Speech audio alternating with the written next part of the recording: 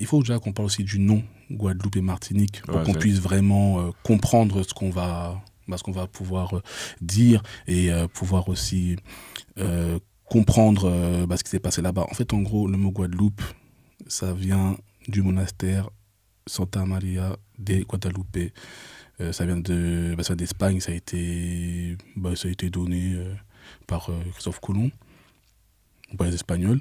Et pour Martinique, ça vient. En fait, en gros, il a voulu donner le nom de son patron, qui s'appelait Martin, qui s'appelait Martinica. Ouais, non, pardon, il s'appelait Martin, et en fait, en gros, il a donné le nom Martinica. Donc, c'est aussi simple que ça, en fait.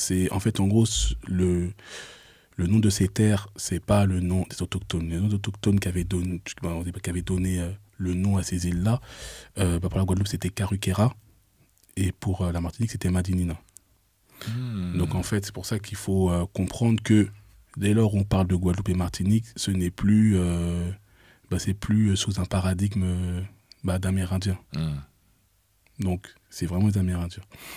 Donc ensuite, après ça, comme j'ai dit, ils ont décimé, ils ont mis en esclavage, en travaux forcés, violé, tout ce que tu veux. Bref, ils ont fait vraiment des atrocités à cette population-là. Et en gros, dans les années 1640, donc en fait, dans la moitié du XVIIe siècle, ce sont les Français qui ont récupéré l'île. En fait, en gros, les îles vous été source de guerre entre Espagnols, Portugais, les Hollandais, les Français, les Anglais. Donc en fait, en gros, ça veut dire les îles pouvaient se faire récupérer n'importe quand. Voilà. Okay. Mais là, maintenant, dans les milieux du XVIIe siècle, les Français, ils ont récupéré les îles, Martinique et Guadeloupe. Donc, ils ont récupéré, mais sauf que là-bas, il n'y avait pas... il n'y avait plus vraiment de Kainago pour pouvoir travailler, quoi. Donc en gros, il y avait des engagés blancs qui venaient pendant... ils avaient un contrat de 5 ans. Et en gros, ils venaient travailler là-bas, mais c'était assez rude. Donc en fait, les gens, ils mouraient.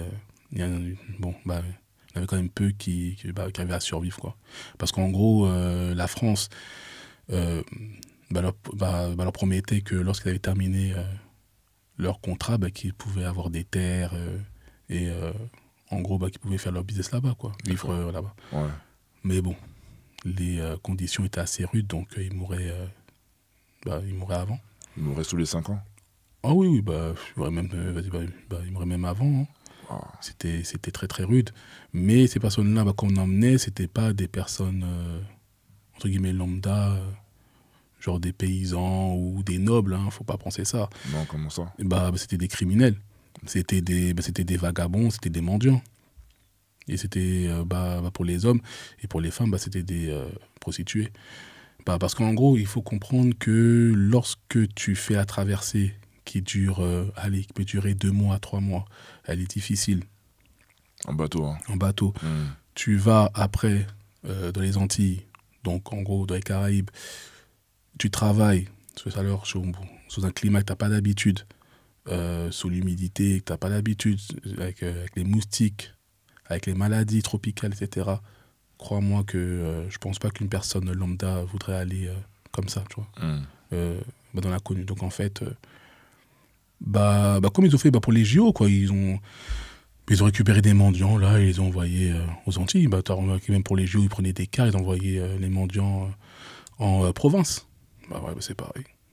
Ils prenaient des mendiants comme ça, ils envoyaient là-bas, et en gros, c'était soit tu allais travailler, ou soit tu étais en prison, ou soit tu avais le bagne à vie, travaux forcés à vie, ou soit, guillotine.